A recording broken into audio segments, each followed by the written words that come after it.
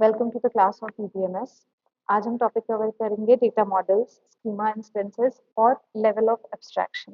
Data models के बारे में हमें बहुत डिटेल में आगे पढ़ना है। अभी वो इंट्रोडक्शन है कि डेटा मॉडल क्या कहते हैं। मॉडल मीन्स जो हम एक्चुअल डेटाबेस बनाने से पहले उसका हम मॉडल बनाते हैं। डेटा मॉडल क्या होता है? It is a collection of concepts of describing the data. Data जैसे हम डिस्क्राइब करना चाह रहे हैं आगे जो डेटाबेस में स्टोर होगा, उसका जो हम मॉडल बनाते हैं वो पार्ट आता है आपका डेटा मॉडल के अंदर।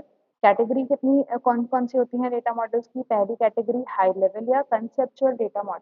इसको हम कैसे रिप्रेजेंट करते हैं? By using ER model. ये हम आगे डिटेल में पढ़ने वाले हैं ईआर मॉडल्स के बारे में। इसमें हम कौन कौन से कॉन्सेप्ट्स पढ़ेंगे ईआर मॉडल में? एंटिटीज के बारे में पढ़ेंगे, एट्रीब्यूट्स के बारे में पढ़ेंगे और उनके रिलेशनशिप के बारे में पढ़ेंगे। ये सारा मैं आपको बताऊंगी डिटेल में जब हम ईआर मॉडल की तरफ जाएंगे। नेक्स्ट है ये हो गया हाई लेवल। नेक्स्ट आता है लो लेवल या फिजिकल डेटा मॉडल। एक तो हो गया कंसेप्चुअल या हाई लेवल, जिसमें हम डेटा का मॉडलिंग कैसे कर रहे हैं, कैसे डिस्क्राइब करना है, उसको कैसे अरेंज करके दिखाना है, वो वाला पार्ट आ गया। और दूसरा होता है लो लेवल।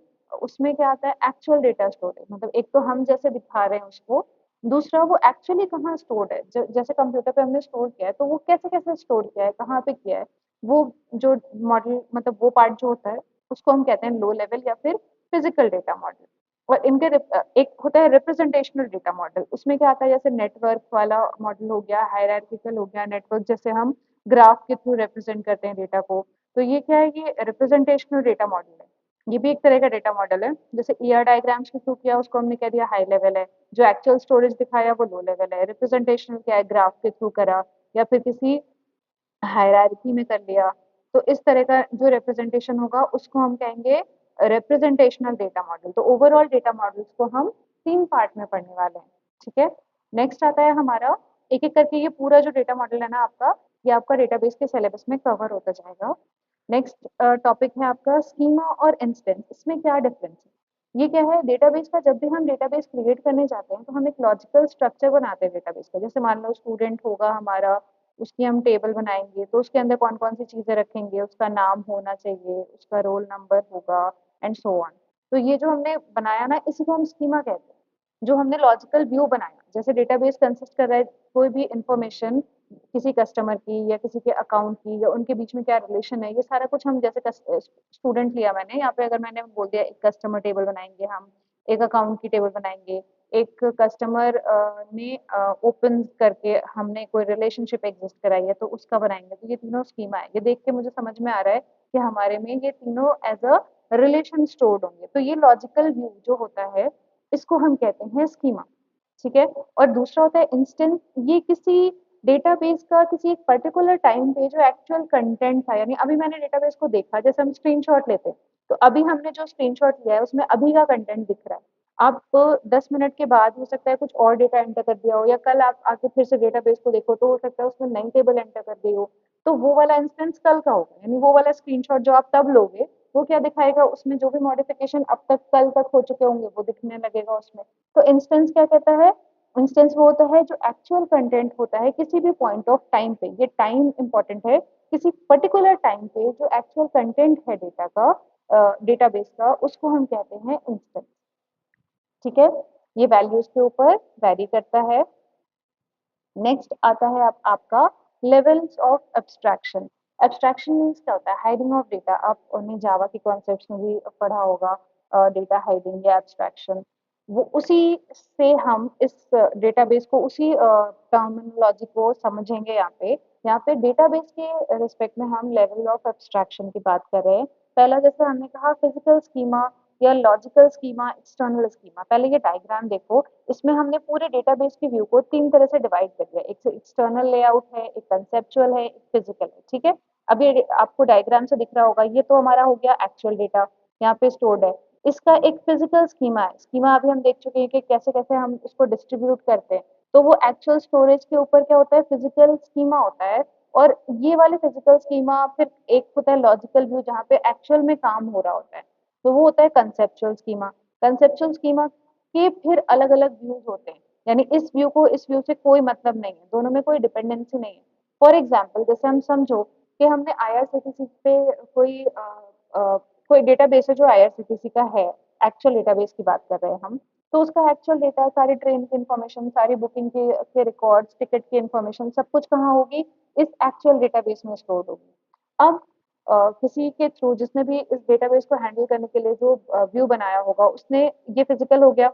उसके बाद वो व्यू बनाया होगा कि अच्छा ये कस्टमर के लिए ये वाला हैंडल होगा, टेबल बनाएंगे, ये ट्रेन के लिए, ये ट्रेन के लिए हमने स्टोर किया, ये कस्टमर की इंफॉर्मेशन स्टोर की है, यहाँ पे टिकट बुकिंग की इंफॉर्मेशन स्टोर की है। एक्चुअली वो किसी भी फॉर्म में स्टोर हो सकता है, लेकिन लॉजिकली उसके अलग अलग टेबल्स, कैसे कैसे रिलेशन होंगे, एक टेबल में हम क्या क्या कॉलम्स देने वाले हैं, ये सारा कुछ जो हमने डिसाइड किया, ये कंसेप्चुअल लेवल पे बनाया, यानी लॉजिकल व्यू उसका क्रिएट किया कि कैसे कैसे वो दिखाना है, यूजफुल बनाने के लिए उसको कैसा व्यू देना है उसका।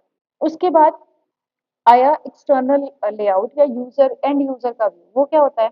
अब कोई जैसे आप आईआरसीटीसी की साइट को लॉग इन करो तो आपका जो व्यू होगा, वो व्यू एक डेटाबेस हैंडलर जो है अपना, जिसमें जो उनका रेलवे रिजर्वेशन वाले जो उनके ऑथराइज्ड पर्सन है, गवर्नमेंट एम्प्लॉय है, उनका जो व्यू होता होगा, उनका एक्सेस ज्यादा होगा आपके एक्सेस से, ऑब्वियसली। तो वो व्यू अलग होगा, आपका डेटा एक्सेस करने का पॉइंट अलग होगा, उनका अलग होगा। यहाँ पे मान लो कोई और है जो डेटाबेस एडमिनिस्ट्रेटर है, अगर वो सेम साइट पे लॉगिन करता है तो उसके अपने लॉगिन क्रेडेंशियल से करेगा, उसको जो व्यू मिलेगा, जो एक्सेस मिलेगा, वो अलग मिलेगा। एक नेक्स्ट और एग्जांपल से समझो इसी बात को, कि हमारा कॉलेज का कोई ईआरपी है।